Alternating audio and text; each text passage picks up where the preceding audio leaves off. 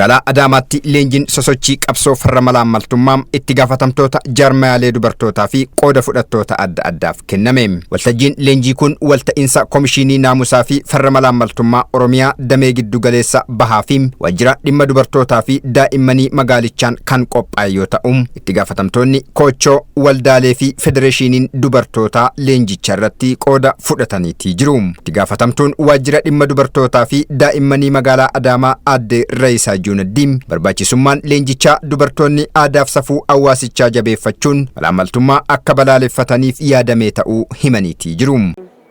Leenjii kana keessattuu duudhaan aadaan malaammaltummaa ittisuu keessatti, malaammaltummaa jibbuu keessatti aadaan keenya ka ganamaa, duudhaan keenya ka ganamaa maal jedha waan jedhu kana wal qabatee akkuma argitu guyyaadhaa jaarmalee dubartootaa keenya sadarkaa magaalaa jiran, hojjetaa mootummaa keenya sadarkaa magaalaa jiran, akkasumas immoo jaarmalee dubartootaa kutaa magaalaa fi aanaa jiran leenjii kennaa jirra.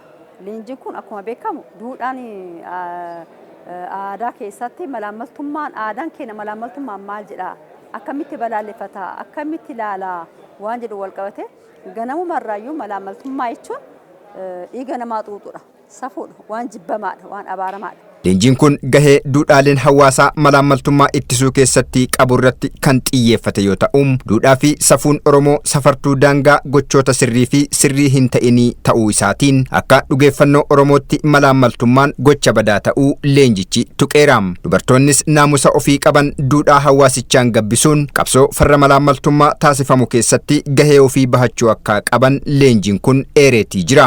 Dubartoonni leenjicha irratti qooda fudhatanis malaammaltummaan gocha badaa safuu hawaasaatti bu'u ta'uu himuun cimsanii akka balaaleffatanii fi hubannoo gocha badaa ittisuu irratti argatan kanneen birootiifis kan qoodan ta'uu himaniitii jiru. Leenjiin kun kanaan durallee kennamaati kan ture haarawaa miti. Keessattuu duudhaalee wajjin wal qabatee malaammaltummaa akkamiin balleessina kan jedhu dubartootaaf kennamuun dirqama bakka dirqama waan jedhu dubartoonni leenjii kana fudhatan yoo jira abbaatu baratee abbaan manaa ijoolleetu barate mana barnootaa keessan geessi ijoolleen mana barnootaatti rakkoon duudhaan hamaan duudhaan hafuu qabu hafaa manatti yoo har'a nu dubartoonni leenjinu mana keessatti galee abbaan manaa keenya yakka malaammaltummaa garaagaraa akka hidhatu akka badu taasisuudhaaf mana keessatti akka maatiitti yeroo hunda waan haasofnu leenjii guddaa leenjii uummata baay'ee baraaruuf uummata baay'ee malaammaltummaarraa duudhaa hamarraa hambisuuf kennamu waan ta'eef leenjii baay'ee gaarii. Akkuma waliigalaatti dubartiirraa wanti eegamu gahee guddaadha. Akka manaatitti dhuunfarraa kaasni jechuudha. Gahee guddaan nurraa argama. Kun immoo akka waliigalaatti waan taateef dirqama kiyya muuxannoo asii fudhadhe kana galee mana kiyyarraa ka'ee ollaa kiyyarraa ka'ee hanga namoota biraa barsiisuu yookaan humna qabuun gahee qabuun muuxannoo kennuufii barbaada.